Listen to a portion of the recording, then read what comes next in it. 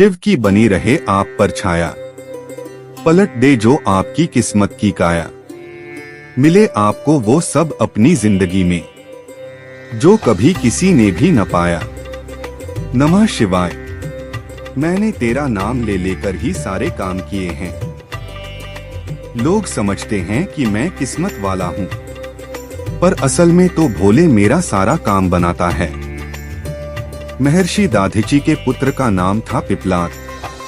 चूंकि वह सिर्फ पीपल का फल ही खाया करते थे, इसलिए उन्हें पिप्लाद के नाम से पुकारा जाता था। अपने पिता की तरह पिप्लाद भी बहुत तेजवान और तपस्वी था। जब पिप्लाद को यह पता चला कि देवताओं को अस्थिदान देने के कारण उनके पिता की मृत्यु हो गई, तो उन्हें बहुत दुख हुआ।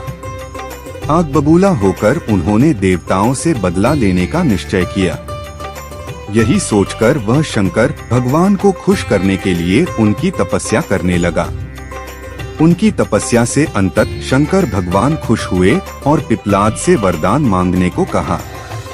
पिप्लाद ने भगवान से प्रार्थना की, हे आशुतोष, मुझे ऐसी शक्ति दो जिससे मैं देवताओं से अपने पिता की मृत्यु का बदला ले सकूं। भगवान शंकर तथास्तु कहकर अंतर्ध्यान हो गए। उनके अंतर्ध्यान होने के तुरंत बाद वहां एक काली कलूटी लाल लाल आंखों वाली राक्षसी प्रकट हुई। उसने पिप्लाद से पूछा, स्वामी आज्ञा दीजिए, मुझे क्या करना है?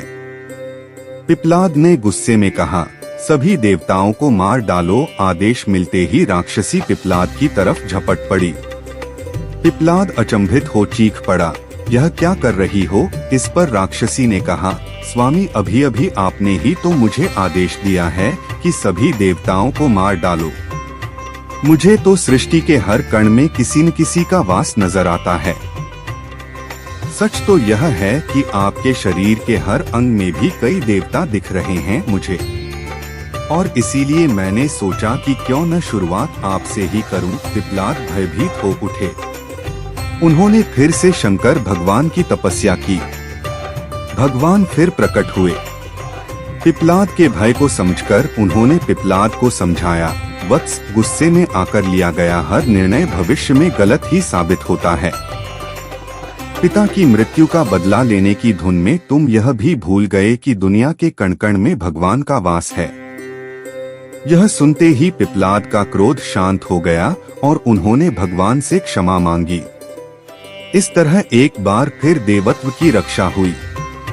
एक बार भगवान शंकर पृथ्वीवासियों पर कुपित हो गए और माता पार्वती को साक्षी मानकर संकल्प किया कि जब तक पृथ्वीवासी नहीं सुधरेंगे तब तक वे शंख नहीं बजाएंगे।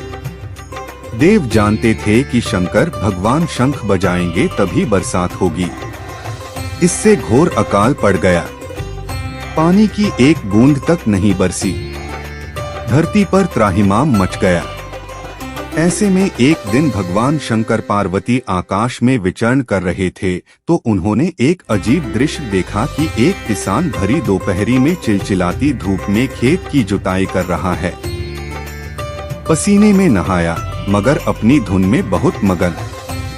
जमीन पत्थर की तरह सख्त हो गई थी, फिर भी वह जी जोड़ मेहनत कर रहा था। उसकी आंखों में आत्मविश्वास था और उसके पसीने की बूंदों से उम्मीद टपक रही थी।